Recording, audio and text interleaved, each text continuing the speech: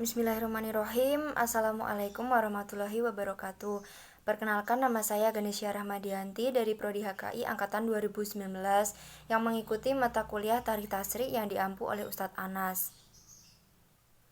Di sini saya ke bagian kelompok 2 yang membahas tentang tasrik pada periode Rasulullah. Tasrik pada periode Rasulullah itu dibagi menjadi 2 periode. Yang pertama adalah periode Mekah dan yang kedua adalah periode Madinah.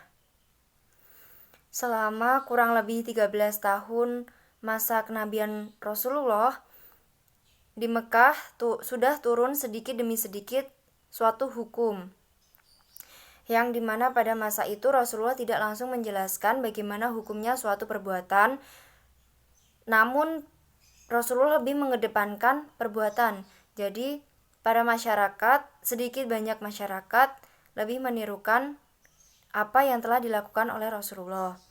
Pada masa itu tidak berjalan mulus-mulus saja karena masih ada masyarakat yang bersikukuh untuk menyembah berhala karena mereka menganggap memang itu yang patut disembah, seperti itu. Yang kedua adalah periode Madinah. Pada fase atau periode ini, Islam sudah kuat dan mulai berkembang pesat.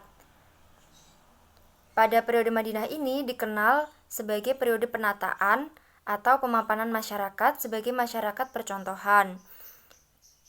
Pada periode ini, tasrik Islam sudah berorientasi pada tujuan yang kedua, yaitu disyariatkan bagi mereka hukum-hukum yang meliputi semua situasi dan kondisi.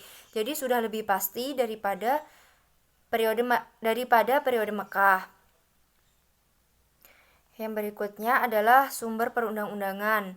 Pada masa Rasulullah, sumber perundang-undangannya itu ada 2, yaitu wahyu ilahi atau bisa dikatakan sebagai Al-Quran, dan yang kedua adalah ijtihad Rasulullah atau sunnah. Seperti yang kita ketahui, di mana di dalam Al-Quran sudah terpapar jelas bagaimana hukum-hukum sesuatu yang sudah tergambarkan, yang di situ kita bisa mempelajari dan menerapkan ke kehidupan sehari-hari. Jadi sumbernya bisa diambil dari situ. Dan yang kedua melalui ijtihad Rasulullah. Sunnah adalah sumber fikih kedua setelah Al-Quran, namun tanpa meninggalkan sedikit pun dari Al-Quran.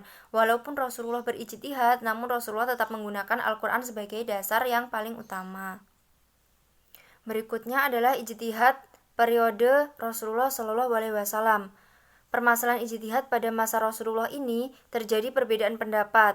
Akan tetapi, ijtihad yang menyangkut dengan kemaslahatan dunia dan pengaturan strategi perang jelas dilakukan oleh Nabi.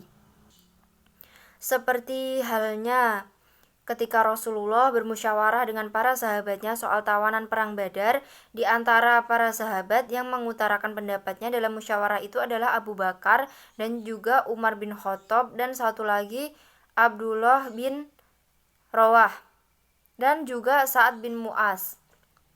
Saat itu Rasulullah lebih condong kepada pendapat Abu Bakar yang berpendapat untuk merampas atau mengambil fidyah dari para tawanan perang tersebut. Namun setelah itu turun firman Allah yang mengatakan lebih baik dibunuh saja.